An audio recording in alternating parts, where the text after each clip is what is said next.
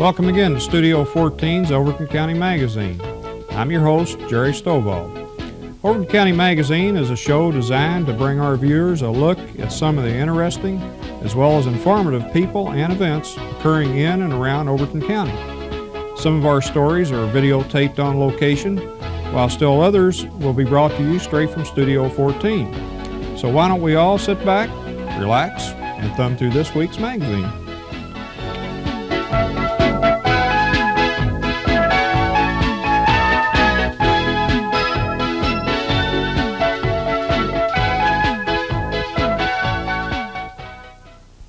In this segment, we're going to talk to our 1986 Pioneer Queen, Pat Gore.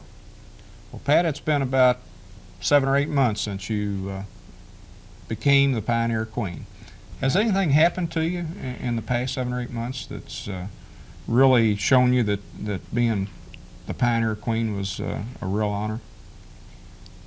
I've got to be on TV up here a lot, and last weekend I modeled a dress in Cookville. Oh, did you? For being a reigning queen. Well, that sounds like fun. I know around Christmas time, I think I saw you about every time I turned the TV on. Did you have a lot of fun making those? Yeah, it was fun. We really got to see a lot of little kids doing their little songs. It was cute. It was fun. No, that's good. The prizes that you won now, best I understand, you won $1,000 as the main prize. Mm. Did you run right out and spend all of it? I mean, no, just I blow put it in it the all bank. Oh, did you? Yeah. You did put it in the bank. Well, you a little Save thrifty it for a car. on that. Yeah. Oh, saving it for a big item. Well, I can understand that. I've been there before. Now the other prizes you won, what were they? A TV and a VCR and some gift certificates. Okay. From local merchants. Yes. Okay, so you went out and spent the gift certificates, I take it. Oh, well, that's consolation. You got to spend some of it. And the TV and the VCR, are you getting good use out of them? The TV's in my room and my sister's borrowing the VCR. Oh, your sister's college. The VCR. Okay, she won a little bit too out of that. Yeah. All right, the contest itself, if you were to tell somebody about this one coming up next year, is there anything that you would suggest to them to do, or that is the people entering the contest? Tell them to talk a lot. Talk a lot? Definitely.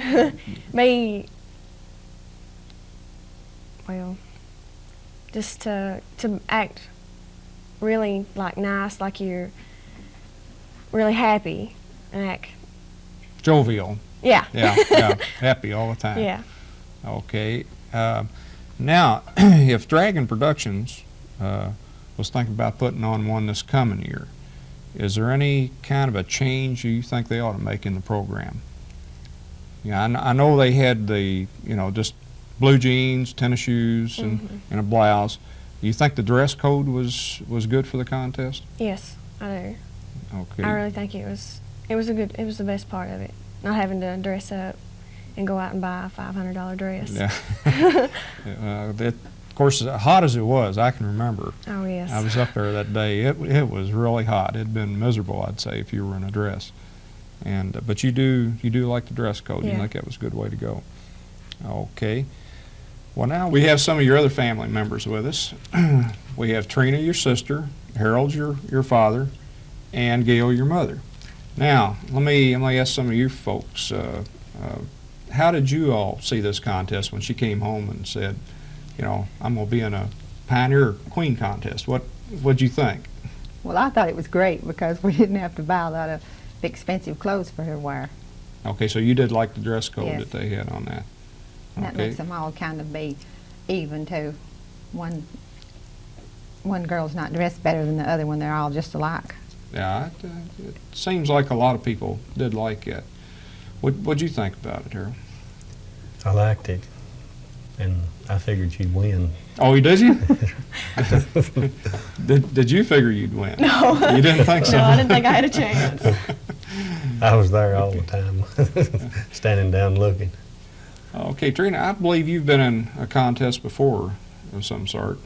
Uh-huh. And what'd you think of this contest, the way it was put on? It's really a good contest.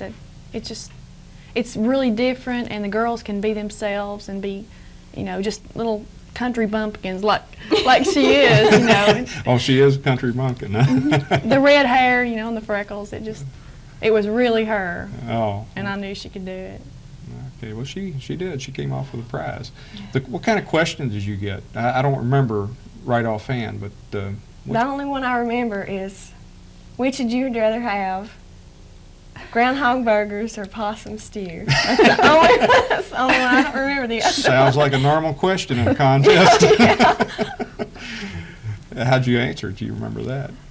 I said the possum stew. Possum stew, okay. That sounds like a good choice to me, if given the two. Yeah. Okay, now the day that you won, I believe I remember seeing you run up and picked her up and threw her up in the air. I'd say you were pretty happy about the occasion. Yeah, it was. It seemed like a good time. I told one of her friends that he better watch out. I was going to jump over the courthouse if she won. Okay, on the glamour part of it, have you had any glamour out of this? Does anybody say, hey, I saw you win that contest on TV? Yeah. Every once in a while, when they first started it, somebody walks up to me and says, I seen you on TV last night. And then after that, about 10 more people that day come up to me, I seen you on TV. It has been somewhat glamorous. Not I know it's not what I'd say a glamour type thing, but you were a good picture for a queen. I had a surprise Christmas present too. They gave me $150 for Christmas. And you talk about surprised. He walks up to my front door and knocks on the door, and he hands me this, and he says, Merry Christmas. And thank you. Who was this now? Oh, Joe. Joe? Brought it. Don't sound like the Joe I know. Tell me something. How did you hear about the contest? I heard it year before last in the newspaper, but I didn't get my application in on time. And then my English teacher gave us an application.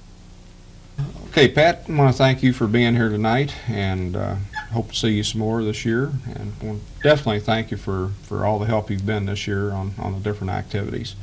Want to thank your sister Trina for being here tonight, and your father Harold. Gail, it's been good to see you tonight, and hope you all have enjoyed all the activities and everything that's went on this year, as well as everybody here has. We have, and we really appreciate Dragon Productions putting forward such a big effort to make Pat such a good queen. Well, we sure appreciate it. Okay. Well, we want to thank you all. Sure do.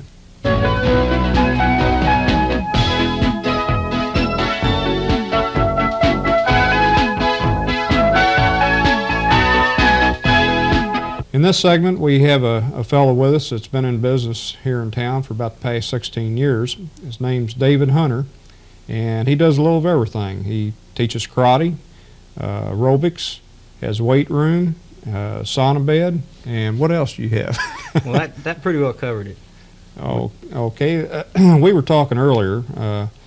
Why would somebody say on the karate part of it? Why would somebody want to come over and actually get their body to aching and hurting? It's got to be good for them. Well, of course, a lot of people are influenced to take that first move from watching movies, maybe, hearing someone else relate to them about somebody knowing karate or doing something in karate. But people get into karate for various reasons.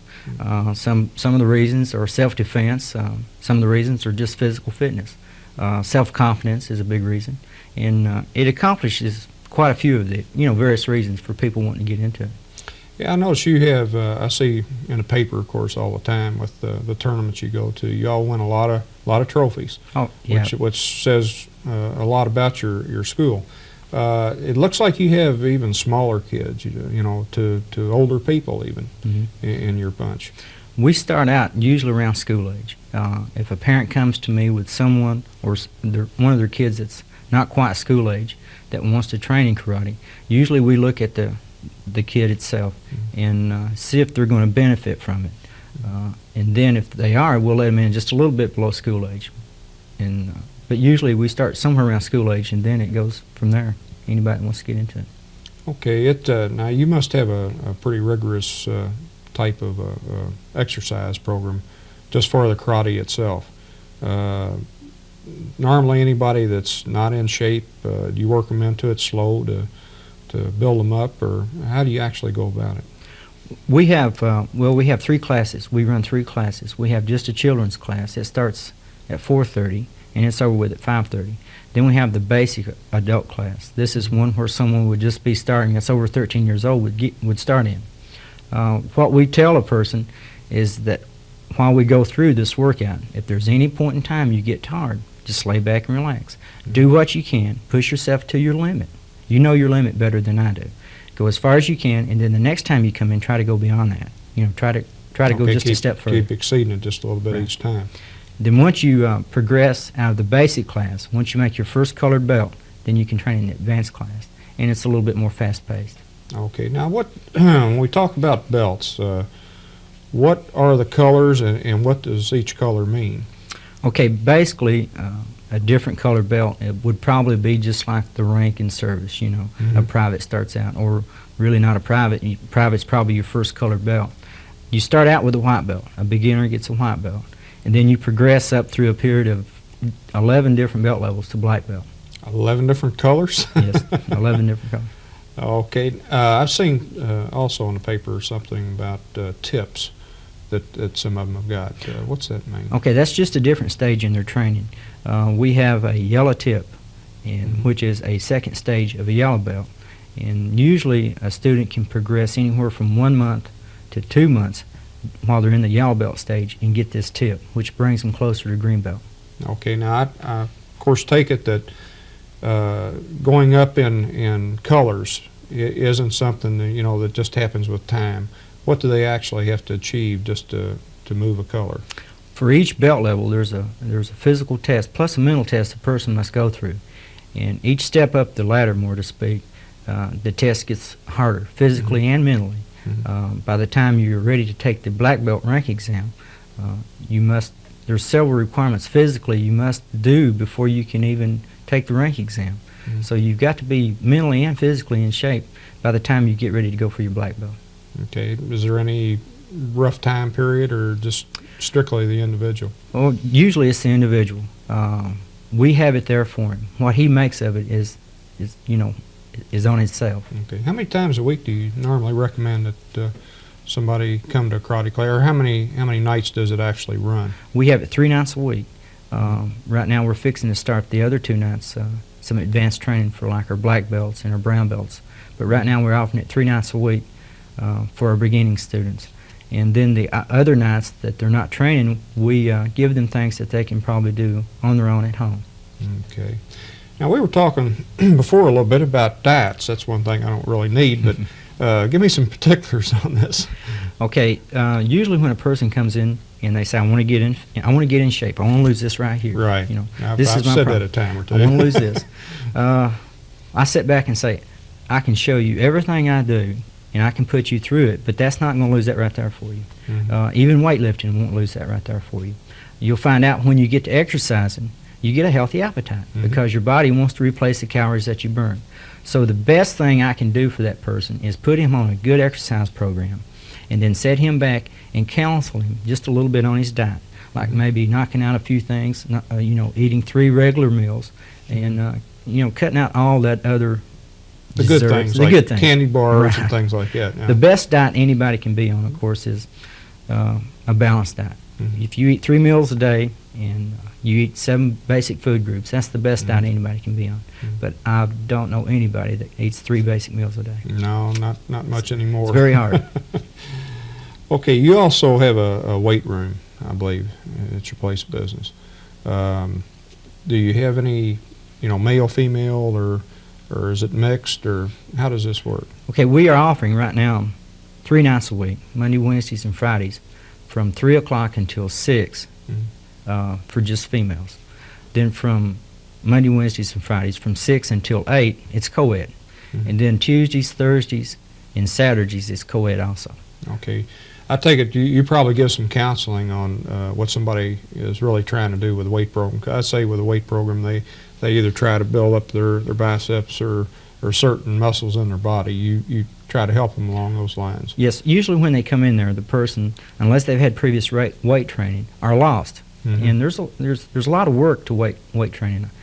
We have a pretty basic program that we take them through. We usually chart them. Right here's one of our charts. We usually chart them, take their measurements, take their weight, and we take them through this program.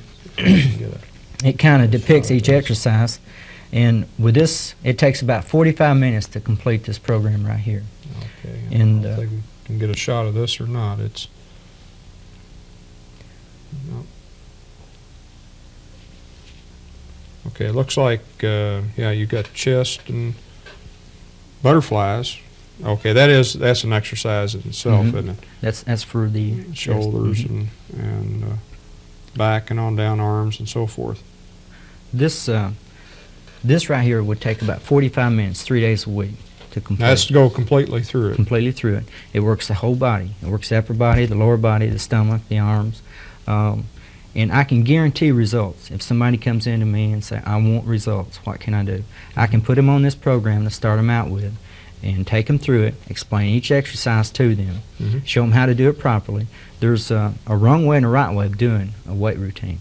And it's very important you do it the right way to, of course, to maximize your benefits. In 3 days a week for about 45 minutes, I can guarantee a person results. Okay, that's good. Now, you have also the tanning beds, I believe. This time of year, I'd say people are flocking over there trying to get a little suntan or get ahead of the season. We have a suntan beds, and we ran a special last week. Well, not last week, for the last 15 days, and we had several take advantage of it. As wanting to get a jump on the season, everybody would like to have a jump before spring rolls around, before bathing suit weather, t-shirt weather.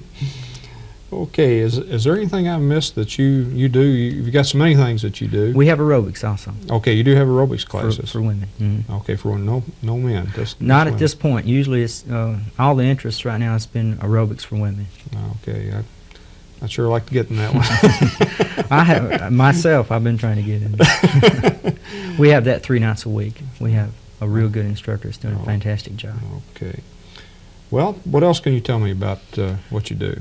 Well, expounding just a little bit on some of the tournaments my students have been going to, we've had some real good success in tournaments. I have a great bunch of students that are doing a fantastic job as a whole. We've got a tournament coming up this weekend in Nashville. It's in Brentwood. It's David Deaton's tournament. Some people may be familiar with Mr. Deaton. We have several students that's going to be competing in it this weekend. Oh, okay. And you got anything in the future for We're looking at. I've had some positive response to just a self-defense class for the people or for the person that doesn't want to go through the physical part of the karate, that would like to learn some just self-defense. Oh, okay. Particularly, for women. A lot of women have asked me, is there something you can show me that I don't have to go through all this hard sweat? And so we're looking at something like that later on down the road. Okay, David, I'll tell you what, to try to wind down here a little bit, how about you tell us what your hours are, where you're located, and maybe the people at home there might want to come by and see you. Okay. We're located below the basement of Teagan CB, formerly NIMS CB. Okay. And our hours are Mondays through Saturdays. Monday through Fridays we're open from 3 o'clock until 8 in the evening, and then on Saturdays we're open from 1 until 5. If someone would like some more information concerning the school, we've got these flyers that I would be happy to mail to someone. They just give me a call. If I'm not there, leave a message on the answer machine, and I'll be happy to send one of these in the mail to them. Okay, you're listed in the phone book as how? Yes, as Hunter's Total Fitness Center. Okay, Hunter's. All right. Well, I'll tell you what, maybe sometime soon here we can bring a crew down and shoot a little bit of what you do down there. Love to have you. Okay. Well, we want to thank David Hunter for being here tonight, and anybody out there that might need to get rid of a little bit of this that I don't really need to get rid of, maybe I'll stop down and see him.